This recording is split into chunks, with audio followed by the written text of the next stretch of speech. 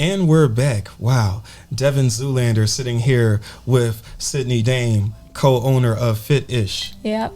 Hey, guys. Yeah. And when we last left off, we were talking about you started taking a boxing course. So Right. can you take us through, or start from the beginning of the boxing course? Okay. And then we can go from there.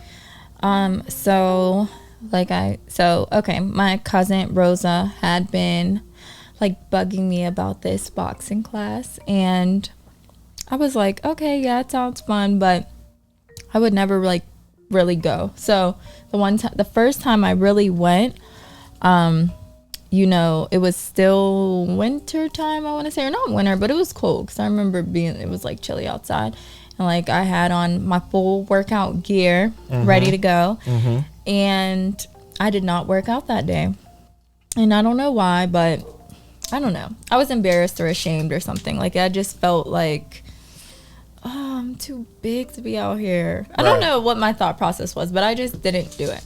I was scared. Right. Fast forward a couple months later, June 16th, 2020, she was like, once again, same cousin, let's go to this boxing class. Like I said, her son had been working with this boxer for a while, and I was like, all right, cool. Let's do it. So I went. It was at Highland Park. It was outside. And I like loved it. I don't know what it was. I guess they say some do, some don't. You catch the boxing bug. I definitely caught it. I definitely was bit. And I went every single day. Like I did not miss.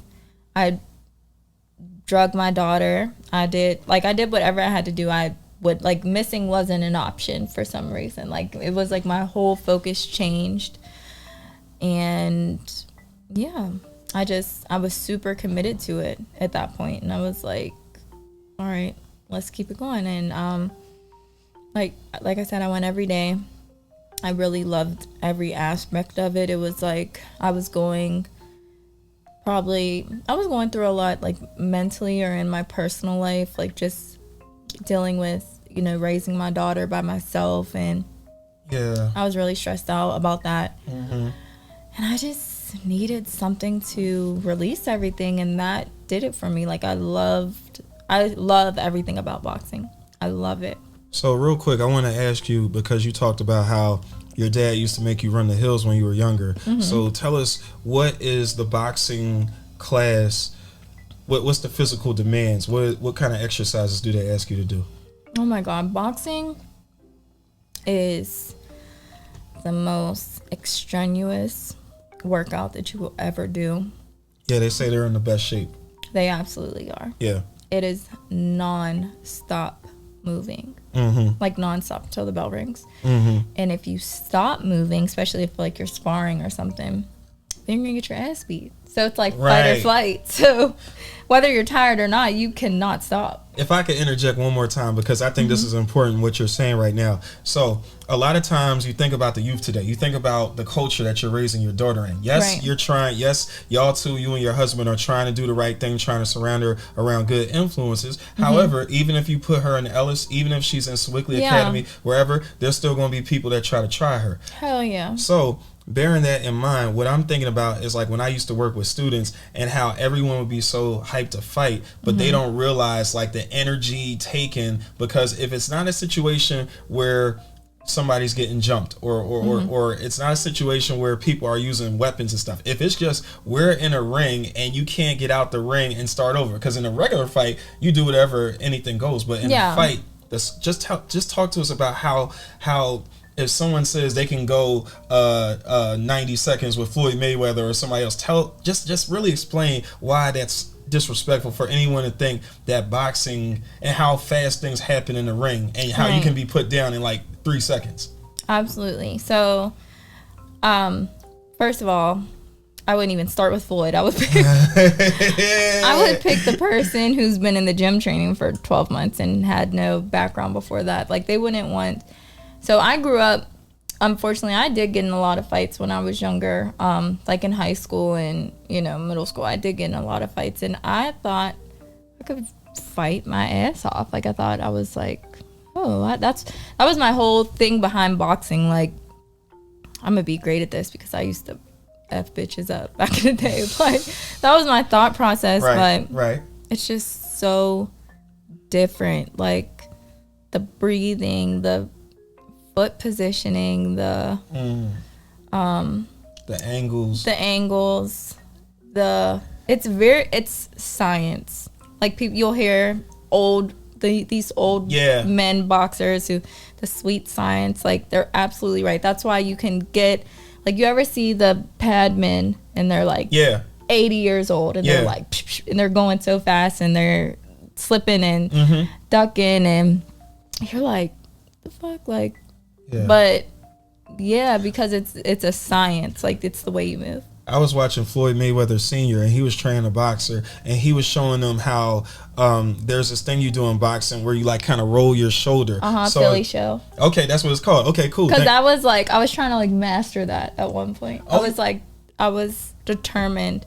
I was like probably one of the only girls in the gym who would shell up and like go on a super ridiculous angle and hide behind my shoulder, but I'm pretty long for a girl.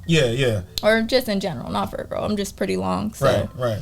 You know, you use different things to your advantage. And I just feel like because the thing is, now I see why a lot of big, strong people, they really don't want to get into a cardio decathlon with someone that is smaller and that is quicker because if it's just about it's me versus you and it's like UFC and you get your arms around me and you're a bear hug and you're much bigger than me, then it's like, all right, it's night for me. But if you can't kick, if you can't take me down to the ground and we just gotta square up and because now I'm getting to a deeper level here, but I think about the connection between when we talk about violence in our communities, like gun violence specifically, and how people really don't want they talk big shit, but they really don't want to square up and just say, let's just put on the gloves and beat the hell out of each other and be done with it. They don't want to do that because especially most young people, they don't know how to fight.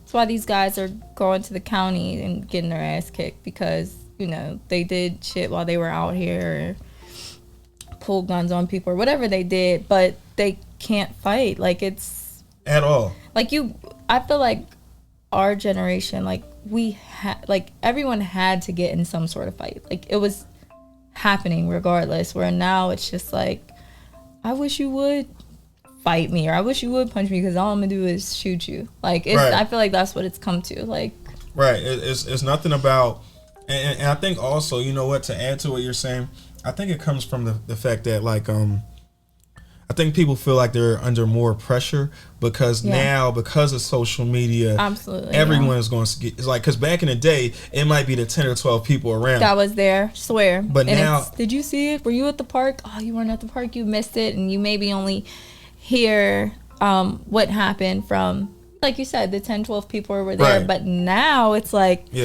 girl, screen record that and text it to me. Right. It's on such and such a story. Go get it. Right. and before you even get to the fight, there's already a huge crowd. Because I think about when, you know, kids fighting around the Target in East Liberty and all that kind of stuff.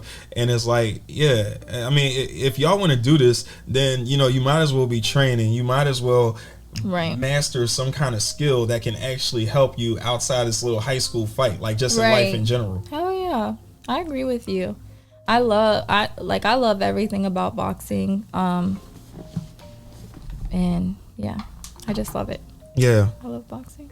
Well, I'm glad that you were able to have that experience with your cousin, who was persistent and like, yo, you got to do this, and then you fell in love with it. So I know that's really, I'm glad that we hear that. And let me just keep going, because we got, like I said, so many questions here. I know. Now, prior to opening Fitish, what were some of the challenges you faced? And I mean, now I'm asking you about like a business question and establishing your professional brand, your professional reputation. And I don't want to put too much on you, but young black woman, 20s, what is that like when you're trying to be taken seriously? And were there ever any times where it was difficult for you to get where you are today? I would say the roughest part for us definitely was going to look at properties or, you know, spaces to lease. And it was so messed up because me and my partner were only, a year apart. We're both young Black women in our 20s. And we would have, like, I will never forget, we looked at this place in Larmer, and we really wanted to be just in that area, like that vicinity, like East Liberty, Larmer. We wanted to be somewhere around there. And it was an older Black woman who was the property manager. And it just seemed like she was giving us the hardest time. Like, she knew that this was the first business that we were opening. But she would ask for stuff that's like, we don't have that. Like, right. She would ask for, I want to see not just the business plan, which was fine. We had that. But right. We want to see, what you did for 12 months, like your 12 months ago, not your projections, but and we're like, we don't have that. And she's like, well, you need to have that. And I'm like, how are we going to have that if we are just trying to open? And then, okay, so about 80% of the things that we make in the shop are made with Herbalife products. And that's never something that we've hidden. Like, we're open about that. I mean, right. Herbalife's all over my page. You see, I just got like promoted. I don't know where it is, but I have a pin or something on my hat. Congratulations. Thank you. Yeah. And she was like, oh, well, we have concerns about, that company and, renting out to someone who's serving those products, and was like, hold up, but you're about to you were gonna open up a soul food restaurant here, which I love soul food, but it's just like, how many soul food places does our community have? Right, we don't have your local energy dealers all over the place. Like, no, you and are someone who's trying to really, our mission, I always say, is we just want to empower the community through just being healthier. And I feel like that's missing from our community. I really do. I feel like, we don't have people that are talking about health and how important it is to be active and work out and eat better and make different choices for yourself. So I don't know. It was just weird. I would say that was the biggest issues that we had professionally. Mm-hmm. And what you said just made me think of something, because Homewood would be considered a food desert, because if all you have are Schumann's and you have these places that make a lot of, and you might have a showcase, but you don't have a grocery store. Right. And really, if you want to get real about Homewood, like, they don't even have a gas station. Yeah. Like there's a lot of things. Like, you can say what you want about Wilkinsburg, or you can say what you want about Penn Hills, but they have certain things in place like that, whereas Homewood is really barren when it comes to a lot of resources. So for you to want to put something in there that, if we go to East Liberty, we got Honey Grow, we got Chula Indian Barbecue, we got all these mad places, but we don't have that in Homewood. And for someone, like, even though I know Larimer, Lincoln, I know that's not technically home, but it's close enough. It's close enough that if you open up something there, the people from Homewood would come through and support. So why are you putting all these? You know what it reminds me of, real quick? Yeah, because I know you're about to talk. What it reminds me of is the movie Selma, when Black people were trying to get the right to vote, and white people kept coming up with all these crazy questions that if you couldn't answer, then you can't vote. So it sounds like she was doing something similar. The thing that sucked for me, I feel like, is because she was an older Black woman, and to me, I don't know, I expected her to, like, have open arms when it comes to us. Right. And I mean, it was no secret she worked for, a white gentleman who was around our age. I don't know what he did. We never met him. He never came to see us or whatever, but it was okay, because I know, like, we got to the spot where we are now, but I just always will remember her, like, damn. Right. So when someone asks you about what were some of the challenges that you faced, that's always going to be there. Yeah, she definitely sticks out in my mind. Those were the biggest, that was really the biggest challenge, is finding a spot that felt like, okay, we're supposed to be here. Because we looked in Squirrel Hill. Yeah, that wouldn't be the same though. Yeah. I mean, with all due respect, because Squirrel Hill is a cool community, but it's like they already have so much. Right. Swear. Yeah.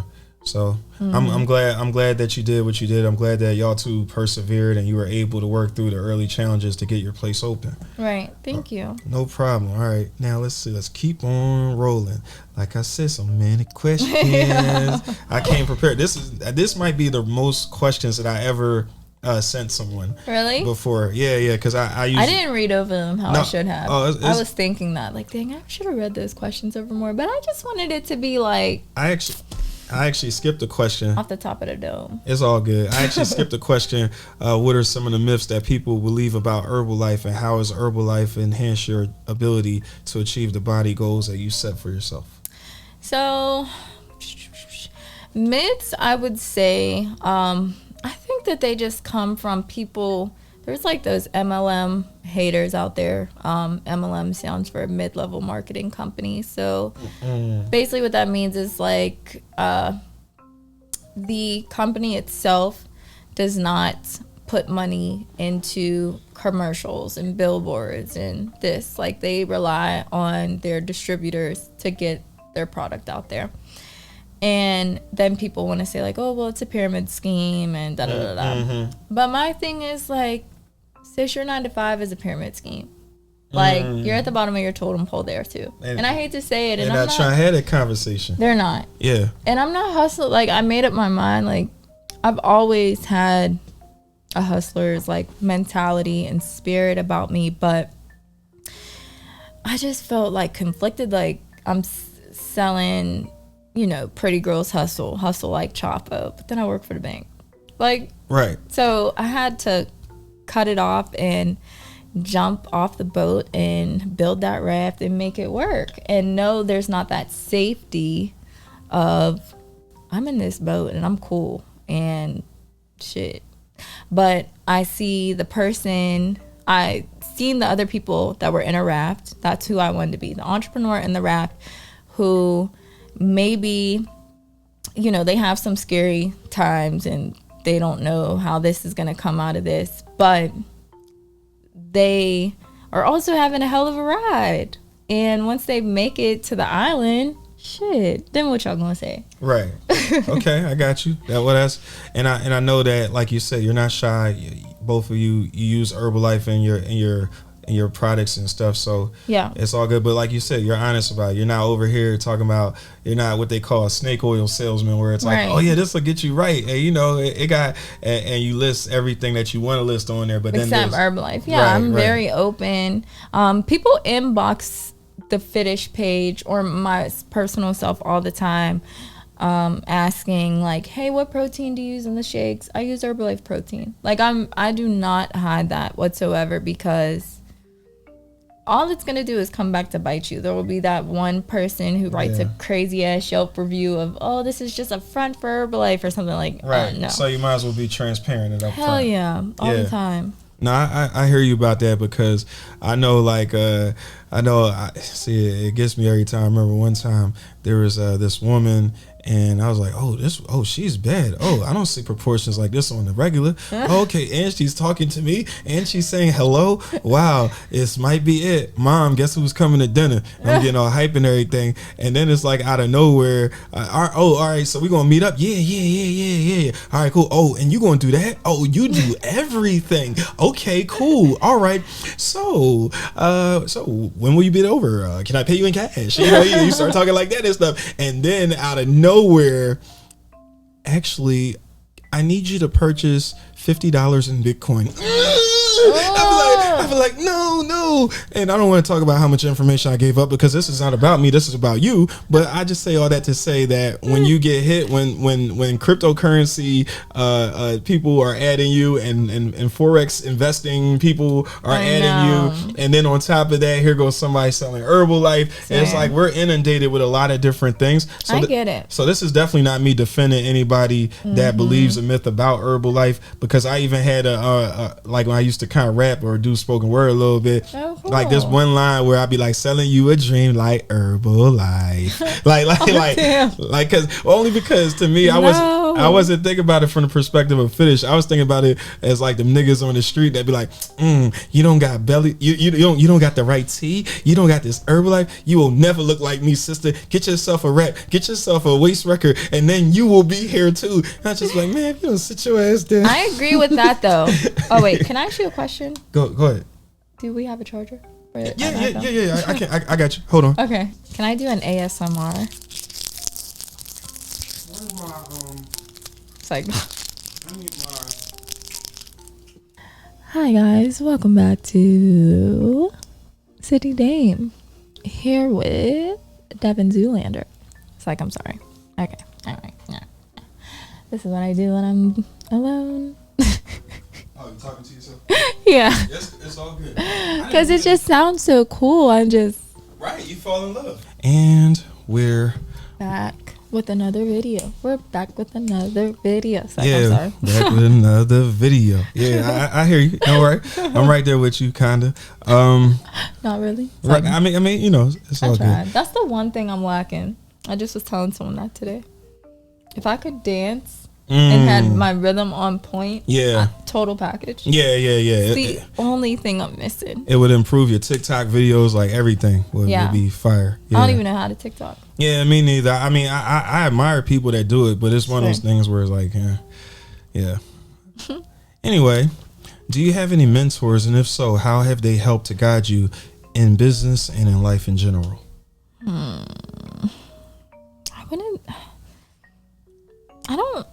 I wouldn't say that I have any mentors per se, because I feel like mentor-mentee situation is someone that, I don't know, you're following for all aspects of your life.